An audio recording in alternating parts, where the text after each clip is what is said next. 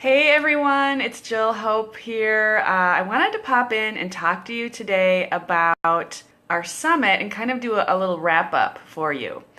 As you know, I've been talking about this a lot over the last month, the whole month of June pretty much.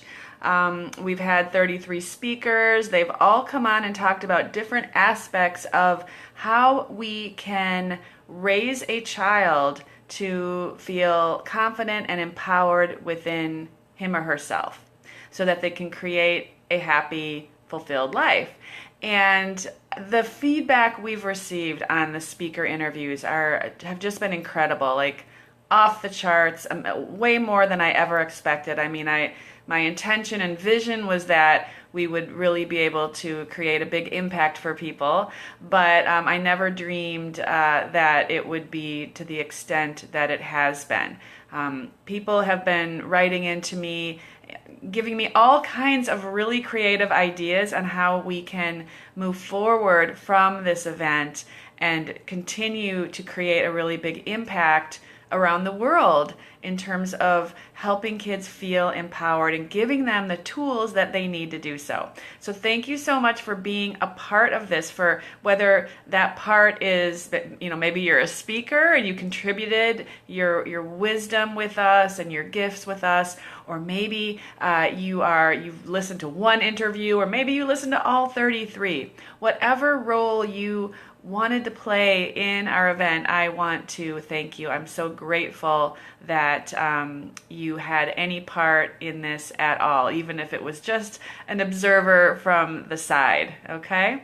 So what I want to do is, I do want to say first, if you don't know what I'm talking about, if you've maybe noticed that I've been talking about our event and speakers and interviews, but you haven't really paid a lot of attention, and now you're sort of wondering, what the heck is she talking about?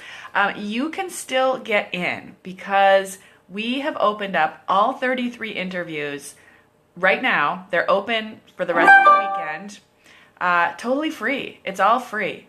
So just get in there. You can go to empoweringkidsnow.com. Hey Heather, I'm so glad you joined me here. Hi. So you can join me at empoweringkidsnow.com. Just go to that page, put your information in. You will instantly get free access to all 33 interviews. They're open for the remainder of the weekend. So there's still plenty of time to take advantage of this, and then you'll know exactly what I'm talking about when I'm going to share these 10 golden rules. So thank you for your role in that. If you're not in there yet, jump in and join us. Also, I really want to know, I've heard from a lot of people, but I've probably not heard from everybody, right? I bet there are a lot of people out there who have listened to the interviews and have not given any feedback. And that's okay. You can do it as much or as little as you want. But I am really curious. Hey, Brian, nice to see you, one of our speakers. Oh my gosh, Brian, your interview was so amazing. I hope people go and check it out this weekend when it's open. So many gifts in that interview. So tell us who are some of your favorite speakers? There were so many. And I know that not everyone's going to listen to every single speaker necessarily, because we all have different issues that we want support with. But, write in the comments here, who were some of your favorite speakers? Who had some of the biggest impacts on you? If you just listened to a couple, that's fine. Let us know who you listened to, who had that impact. So let us know who your favorite speakers were from this event, okay? Or your favorite topics. What topics were you most interested in coming to this event, okay? Now, what I want to do is, when I was creating these interviews with all the speakers, I was just blown away. I was literally lighting up left, right, and center over some of the stuff that I was learning and the stuff that was being reaffirmed for me. It was confidence building in a sense, because things that I believed and talked about a lot, it was so good to have that reflected from a lot of other speakers. And, I started at the beginning of the interviews, I started writing down after each interview what my biggest takeaways were. And then it got to be so overwhelming because there were so many that I kind of lost track, and I must say I stopped doing that. So what I'm offering right now is I sort of took a step back and I looked at what are the key major themes that really were hit hard by all of the speakers in one way or another throughout this event, throughout all of the amazing interviews. And what I distilled it down to were 10 key ideas or 10 key themes that if we could really embody these 10 ideas, we couldn't not raise empowered kids. And when I talk about raising empowered kids, I don't just mean your own children. I mean any children that you influence or impact, because we all have a hand in raising our children, whether we're teachers or coaches or counselors or parents or grandparents. If you have children in your life in any way, you have a responsibility to, you're raising them in a sense. You are modeling certain behaviors for them, and that is impacting them. They are watching you, whether you realize it or not. So the 10 key themes I want to share are really those things that we need to pay attention to. And I'll tell you right now, a lot of them have to do with our own selves. It's how we, it's what our relationship is to life ourselves, in our own life. Might not be a surprise to a lot of people out there, but we really have to pay attention to who we are being in our lives if we want our children to feel empowered in theirs. So let's wait no longer, and I want to pull these themes up. Now, again, these are not specific nuggets that I'm sharing with you. They're general themes, okay? I could probably share 10 or more nuggets out of each of these key themes, actually. But I'd have you on here all day, and so we're not going to do that today. All right, so key theme number 1, or the golden rule number 1 to raise empowered kids is, this sounds cliche, but you've got to learn to love yourself. Sorry, we've got to stop bashing ourselves. We've got to stop being so darn hard on ourselves. We've got to give ourselves a break and embrace who we are, faults and all. So many speakers talked about this idea. I know that Terry Britt was on this, Lorraine Purcell, Carista Luminaire, Stacy Hoffer, and so many more. I think it probably came out in every interview. In some question being answered, this made its way in, is that you've got to love yourself, okay? So don't take this lightly. Don't brush it off like, oh yeah, I've heard that before, yeah, whatever. Seriously, you've got to change something in how you're showing up. And all of us have to work on it. I've been doing my own personal growth work for decades. Do I fully love myself? Probably not. I'm always working on it, but I am very hard on myself. I am very critical of myself. I am so much better now than I ever used to be. I used to be was relentlessly hard on myself. And, many of you know the story of when I first had my son and how hard I was on myself then. Sorry, my nose is running a little bit here. Sorry about that. This is what happens sometimes on a live video.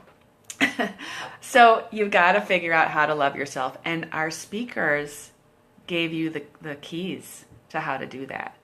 So if you don't know, then go back, and those are the interviews you want to listen to this weekend, are the interviews where they specifically talk about things you can do to better embrace and love yourself. Heather Chauvet, she was another one who talked about this, okay? So get in there, find those interviews, and focus on that if that is your weak spot.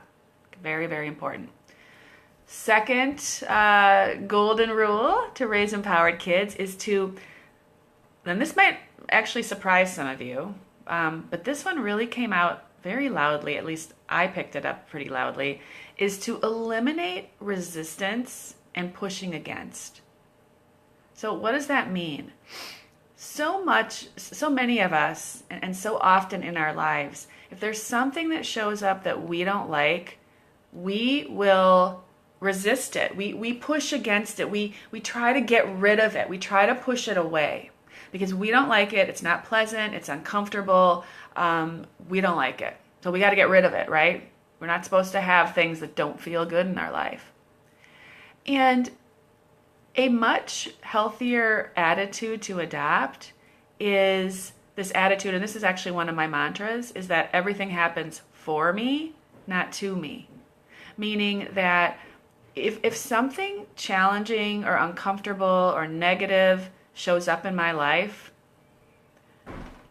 I can view it that way. I can view it as this sucks, this is the worst thing in the world.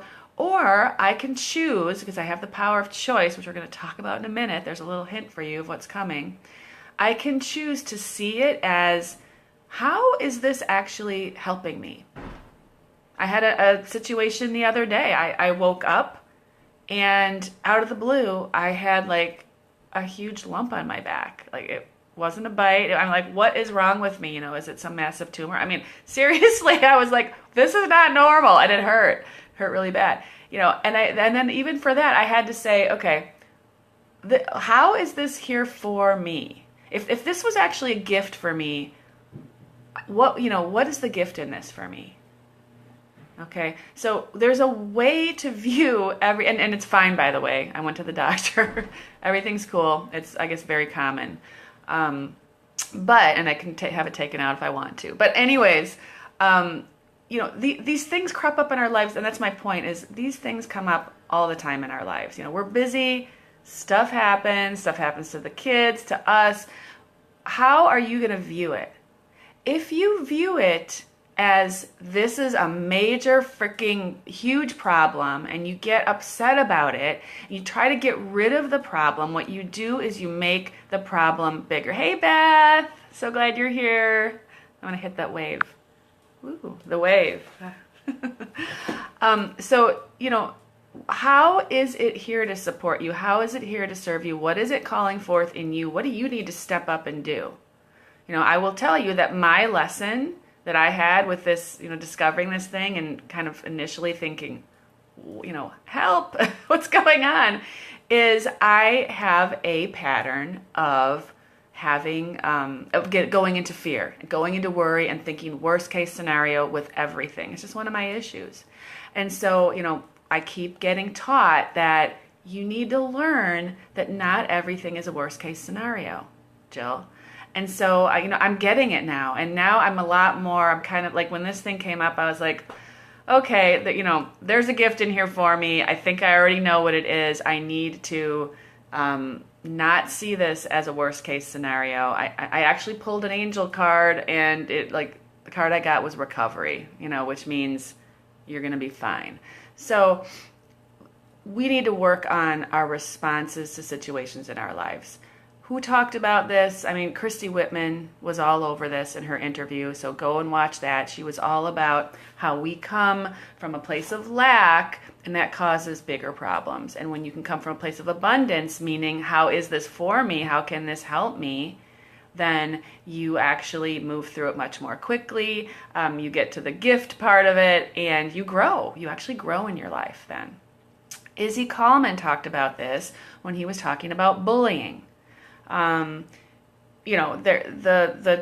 approach he teaches is the non-resistant approach. It's like, yeah, okay, so my hair's ugly. Yeah, I don't really like it either today. I don't think it looks that good. Go back and watch his video all about how to not push against when it is in a bullying situation. Brilliant, absolutely brilliant.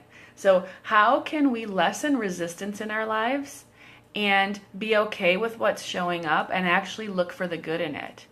Because I guarantee you, if you look for the good, you'll find it. Okay, number 3 golden rule is it's critically important that we go within and tap into our intuition. We have this power source in us that hardly anyone is using still, and we've always had it. It's like Dorothy on The Wizard of Oz. She always had the power. What is it, the shoes, or I don't know. She always had the ability to go home, to get back to Kansas. She didn't know it. We're not teaching kids about this huge power in their lives that can keep them safe. It can keep them out of harm's way. It can get them on their life's path. It can help them make empowered choices. But if they don't know how, what their intuition is, how to tap into it, and how to trust it, they can't use it. They won't use it. So we can model this, but we can also teach them how to do it. And we had some brilliant teachers come on and talk about this. We had Courtney Long, who has a whole course at a very discounted price. I mean, her pricing is typically much higher. So if you want to if you want to be able to teach your kids or students that you work with how to access their intuition and their angels, I mean, Courtney is your gal. I think her program is like $147, which is just a crazy price. She gives so much value in her programs. So check that out.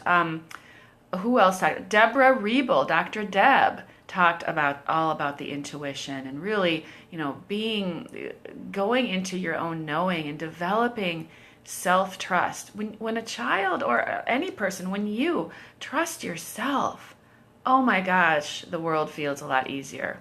Life feels a lot easier when we can trust ourselves. Julie Kleinhans talked about this when she talked about your soul connection. Listening to what does your soul want. A powerful interview. Okay, so there's several people, and I know other people talked about this as well, but there are 3 people that really were hitting hard on this whole aspect of your intuition. We've got to use what we're given. We've got to use those gifts. We all are intuitive. We all have the capacity to use our intuition. Okay, golden rule number 4 is, this is very similar to golden rule number 1, love yourself, but there are differences. Golden rule number 4, take care of yourself. And honestly, moms out there, please listen to me. I'm speaking to the choir here. We have got to take better care of ourselves. Where did we, I think I know, but honestly, where did we ever get the idea that we're not meant to take care of ourselves? That we have to give and give and give, but we can never give to ourselves. You hear this, you can't give from an empty cup. That's, a cliche. We also hear the airplane mask, analogy. You put your air mask on before you help anyone else. But why do people say that? Because it's true. We have got to stop the guilt that we put on ourselves around taking care of ourselves. You will raise your child, especially if you have daughters. They will do the exact same thing. They will martyr themselves to death. If you don't model how to take care of yourself, you have got to do it. Your kids will live if you're not there one night. Your kids will live if you're not there for an entire weekend because you need to go off with the girls on a weekend away. I used to do this quite a bit when my son was young, and I would talk to him on the phone, and he would try to block me from getting out of the door. That's painful, right? To peel your child off of you and leave. It's painful until you get to the airport and you have that cocktail, and then life gets better really quickly. But we have to my son is like a super confident kid. He's good, and we have a really strong loving bond too. Not like we don't have we have a very intense loving bond, and he's also extremely independent and confident, and he has a ton of friends. This doesn't just happen, and it wasn't necessarily easy, but I made it a point. I knew I had to take care of myself, or I was going to go crazy and lose my shit every day. And that is not a healthy way to raise a child. So you've got to do it. If you are drowning at home, you need help. You must that is number 1 top priority. You are nothing to your family if you are completely shattered and can't even think straight. So it's really important, okay? Take care of yourself, please. I beg of you. Number 5 golden rule. This is, we want our kids to do this. This is so important. Follow your heart. we really need to teach our kids how to follow their heart. This is related to the intuition piece too. Um, you know, for far, I mean, I think a lot of people, especially in my generation, is we're guided into a path, right? There's a sort of acceptable path to go down. The path is you finish school, you, at least where I grew up, it was you go to college. There wasn't a question like, are you going to go to college? No, you go to college. For me, it was you go to this college. This is the school we're paying for, Jill. So this is where you go. And if you go anywhere else, sorry, you're going to have to, we'll give you the money that we would have paid for this school, and you have to make up the difference. So I wasn't even given the option to look at other schools. I mean, nowadays kids are like flying all over the country to check out schools, which is amazing, and it may not be necessarily necessary. However, it's great if you can do that with your kids. But what do they want to do? Do they want to go to college? What is their bigger aspiration? What is their heart telling them? Everyone's heart is trying to guide them onto their path at all times. So have those conversations with them. This is about helping your child find their true purpose, helping them find what they're passionate about, and guiding them to that place. So who talked about this in our with our speakers? Karen Rockhind. She was amazing. She really talked a lot about discovering your purpose and what happens when you don't. I mean, she got into a really tight spot following the acceptable path, and was very miserable in that she had like the outer view of her life was phenomenal, but on the inside she was dying a little bit. So we don't want that to happen to our kids. There is an acceptable path for them, and that's what we want to help them discover, okay? So we're breaking out of these old paradigms of just, having them be like a little soldier on the path that everyone else is on. It doesn't work anymore, and it doesn't work with these kids, and they will not be fulfilled. And the last thing you want is your child waking up at 45 or 50 wondering what the heck they did with their life. Tanya Lochner also talked about this. She talked about moms finding their purpose. This is another aspect of this whole following your heart thing. As a mom, are you doing that yourself? And if not, why not? Are you using the excuse that your kids are, it's not the right time because your kids are still at home? There's the right time is now. There is only one right time. It's not later. It's never later. Okay? We only have now to make these decisions. So you make the decision now and you follow the steps. And your kids will be better for it because you are teaching through your action how to follow your heart. Number 6, golden rules to raise empowered kids, is to understand and accept your child's unique differences. This is a hard one for parents because we want so much for our kids. We want them to be happy. We want them to thrive. We want them to, we really do want them to follow their heart. But then if they start to really be who they are and it doesn't look like our vision for them, it's hard. It's hard. And we can discourage, we can make them wrong, we can point out all the ways that they will fail doing it that way. And that is not empowering. And sometimes we don't even know we're sending that message. So this rule is about it's an invitation to you to look at yourself. What are your expectations for your kids? And what if they don't match what your kid truly wants? And how are you going to handle that? You probably will have some of your own work to do around this. I've had, not with this specific thing, but a related issue, I have had a lot of my own work to do on a related issue with my son where things didn't happen the way I had dreamed they would for a certain aspect. And I was pretty crushed. And I really had to, and he was fine. He was totally fine with it. So I knew that I had to work on how I was experiencing this and how I was seeing this and get over myself about it because it wasn't helping him. And, maybe he was okay at the time, but if I was going to keep putting out the energy of how this is not right and it's a problem, whatever, that was going to have an impact on him eventually. So we've got to clean up our stuff, and really try to view our child for who our child is, what they want, and really understand and accept they're different from us and they have maybe a different vision than we do for them. And whose vision is more important? Well, it's their vision that's more important because it's their life. And we're not the boss of them. We get to guide them. We're gifted with the ability, the gift of being able to love and support and guide them. But we're not the boss of our kids ever.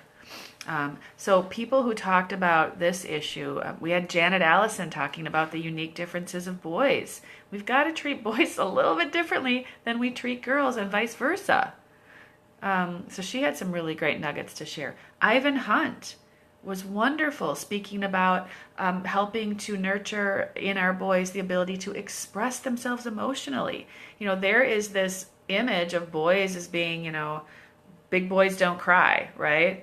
Well, screw that. That is ridiculous. And we need to nurture that emotional capability in our boys because that is how we develop mature, loving, emotionally sensitive men who are supportive and, add so many gifts to our world.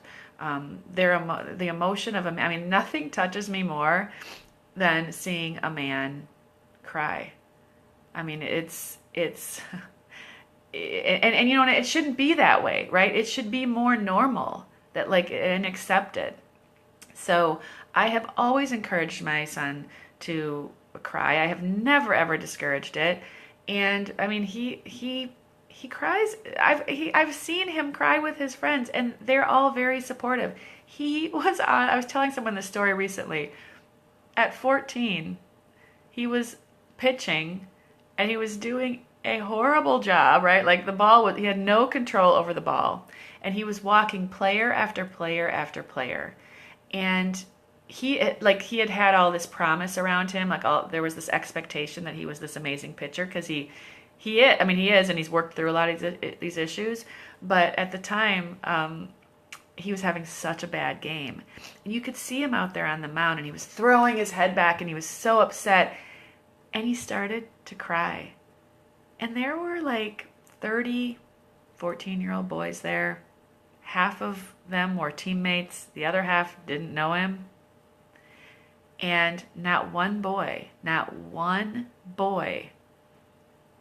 laughed, said anything. In fact, guys on his team rallied around him. They circled around him. They supported him. They basically took him under their wing and just gave him the nurturing that they needed. Boys have this capability. We have to allow them to express it, okay? Lori Petro talked about sensitive kids. So many of us have kids with sensitivities. Listen to her interview. I loved her story about her daughter. Hi, Gari. Good to see you. I'm glad you're here. Lori was talking about a story with her daughter and the hairbrush, brushing her hair. So you've got to check her interview out if you haven't already. But it's the same idea. We've got to let our kids be who they are. Brian King, who I know he was here earlier, he's in our group. He talked about learning challenged kids and how to deal with that. And he talked about some of the issues. I love how he spoke about what we do as parents that sort of block getting our kids what they need. He talked quite a bit about that. So check his interview out. It's very powerful on how to support your kids if they do have learning challenges and they need extra support. Sherry Anna Boyle talked about anxiety. Now, it's interesting because some people didn't get her interview. They didn't understand the angle that she was coming at. Sheriana was going at a very, it was like she went way deep underneath the surface of anxiety. And what we really need to do to be able to support kids fully who are dealing with anxiety.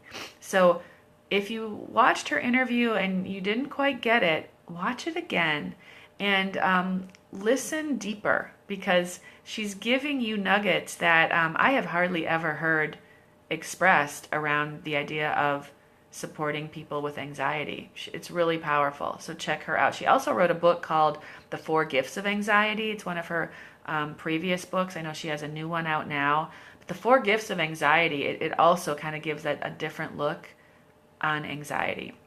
So check that out. And then Dr. Karen Good talking about a child's temperament and understanding that when you understand their temperament, you're going to modify your approach to be able to best support them. So all of these speakers talked about the differences that our children have and how we can better support them, kind of get out of our stuff and give them what they need. And I have to blow my nose again. Sorry. Okay, so our next, oh my God, I don't know what's going on today with the nose. Number 7 is the importance of personal development. I'm going to speed the rest of this up now because I realize I've been talking for quite a while. But the importance of personal development. Renee Thornborough talked about life coaching for kids. Everybody needs personal development. I was in with a group of facilitators in training the other day, training on my Powerful Girl Within curriculum for girls.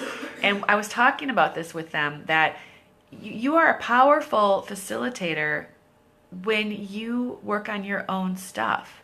We can't really powerfully facilitate another person's transformation unless we have worked on ourselves. And that goes for our kids. So everyone needs to do personal development. Parents, I mean, you should be in perpetual personal development. And if you don't, you will be kind of forced to by what shows up with your kids that you're going to have to deal with. And I learned this when my child was very young. So, if you don't want to go crazy with what's going on in your family life or with your kids, or if you're a teacher, in your classroom, you can really make a huge impact and change the whole vibe of your classroom or your family by working on some of these issues within yourself. Because everything starts in here. It's all in here, and then it gets reflected on the outside. So personal development is key. So I mentioned Renee Thornborough talked about this. Casey O'Rourke, this was her big topic, was really about we need to work on ourselves. So check out her interview if you haven't already. And the theme of this really kind of ran through every single interview. We need to be in tune with who we are, and we need to work on our stuff. And nobody has evolved so much that they don't have stuff to work on. We all do. There's always another layer. There's always the next level. Number 8 is using outer tools to nurture inner empowerment. So what do I mean by that? There are a lot of really amazing, powerful tools that can support our kids to feel empowered. Things like EFT, the Emotional Freedom Technique that Brad Yates talked about. And he gave us some wonderful practices to go through. So if you haven't watched that one, go back and watch it. Go through the practice with him. I mean, it is powerful. He also has an incredible, oh my gosh, amazing program offer. I think it's like $97. That's such a no-brainer, with a whole slew of different EFT routines that are very specific to certain issues that will support personal development, empowerment, confidence in kids, all of that. So go back and check out his offer. I mean, he put this together just for our summit. So, and all these offers go away in the next 2 days. So check these out. Take that next step for your own development so that you can get yourself in a place where it's easy to empower your kids, okay? So EFT was one of these outer tools that facilitates inner development. Amy Pearson talked about essential oils, another incredible tool that she uses very successfully with her kids. Her offer was amazing. Oh my gosh. I mean, she's giving us so much. the bottle of essential orange, which her kids love and I must have. A consultation where she's going to put together a whole package for you in terms of like a protocol of how to use the oils for whatever issues are going on in your family. I mean, I think that is like $150 to have the consultation, the oil, and then you get like 10 other oils. I mean, that is incredible. So check that out if you are at all resonating with the power of essential oils. Tanya Dolan talked about, who's also in our group, she talked about energy medicine practices. I loved the practices she gave us. So simple. They're things that we can do for ourselves. They're things that we can teach our kids. Her free gift is amazing. She teaches more on video about exactly how to do these. So, that's a no-brainer. Get that free gift for her. Do that download from her. If you want to learn energy medicine techniques. Very, very powerful and really helps your child feel supported. It's something they can do before a test or before they maybe go into a scary social situation. Maybe they're feeling shy and they just need that little boost of confidence. They can do one of these energy techniques really quickly and boom, they're good to go. Courtney Long also talked to us about the angels and how the presence of the angels, we can actually call them into our lives and we can teach our children how to do that. And the angels can provide that support and that confidence and that overall feeling of I'm safe and I'm protected. So check those out again. Number 9. We're not on number 4. Number 9 of our 10 golden rules is the power of relationship. It's understanding that not only is it about going within, but it's also about we're in relationship all the time. We're in relationship with ourselves. That's the going within part. But we are in relationship with our children. Our children are in relationship with us. It's a relationship. It's not a boss and you listen and do everything I say. It's a relationship with your child. And, you hear a lot of times, don't be friends with your kids. Well, no, but you're in a relationship with them. So, and why not a friendly relationship? Why not a respectful, there's some authority there. I think I might have lost connection. Okay, so there's some authority there because you've lived your life longer. You've had a lot of experiences that you can share. You're learning a lot. You're growing a lot. But again, I've said this several times today, but you're not the boss of them. So you're in relationship with them. We have relationships to them in different aspects. Like we have a relationship with our kids when it comes to social media, right? Like that is its own relationship, is how are we going to be in relationship with our child as it relates to social media. Tova Gar talked to us about that, gave us a lot of tips on how we can actually handle that with our kids so we don't destroy our relationship with them over social media, which is so possible these days, right? I mean, you can get into power struggles there and we don't even want to go there. It's not necessary. You can maintain your relationship and work things out with social media and technology and devices with your kids. We talked about this with the marital relationship or any kind of partnership. You don't have to be married to have Marcia Naomi Berger's to take her advice. I mean, any kind of a partnership you have, it could be just a dating relationship with another partner that is in your child's life. Any kind of a partnership, or it could be a divorced partnership where you've got to work together on behalf of your kids. But that's a relationship that requires a certain amount of nurturing and empowering so that we send a good signal and a good message to our kids. Tamiko Lowry Pugh talked about how to help our kids develop healthy relationships with, in a dating sense, right? There's a lot of teen dating violence.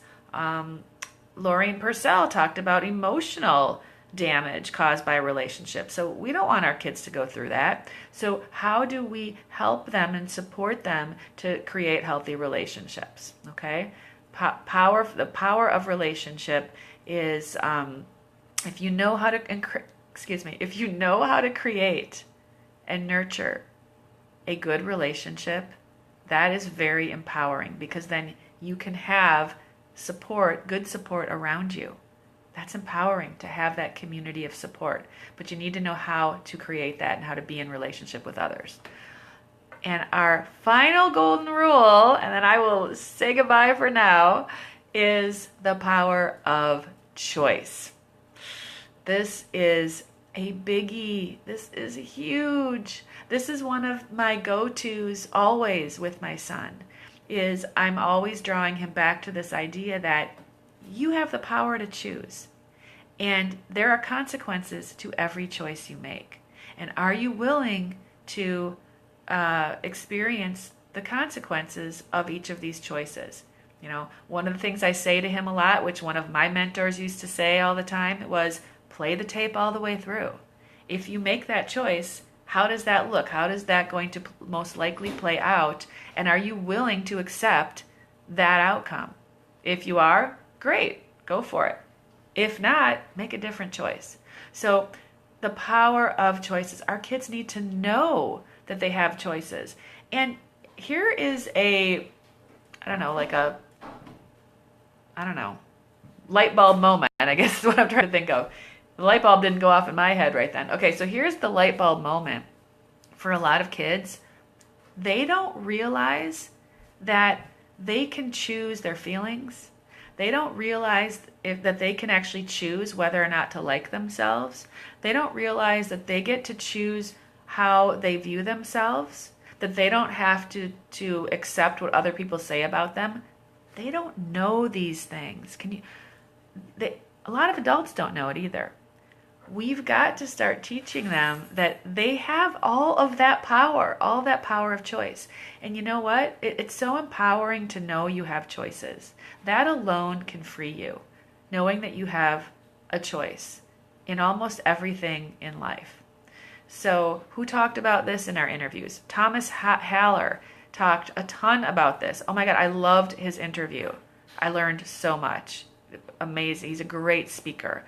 Definitely check out his interview on this. Elisa Devine talked about this when she talked about how to help our girls be powerful, within themselves. She was all about the choices that they're making, teaching them that they have choices. I talked about this a lot in my interview, so go back and check that out. Christy Whitman talked a lot about this. Are you going to choose to come from lack, or are you going to choose to come from abundance? You have a choice all the time. So, and I know many other people talked about this. I think probably Julie Kleinhans and many others. It was one of the key themes. That's why I'm sharing it here. So think about this in your life. Where do you have choices that you're not making, that you're allowing someone else to make for you? It's time to step up and make choices. Model that for your kids and let them know they have choice in their life. So empowering.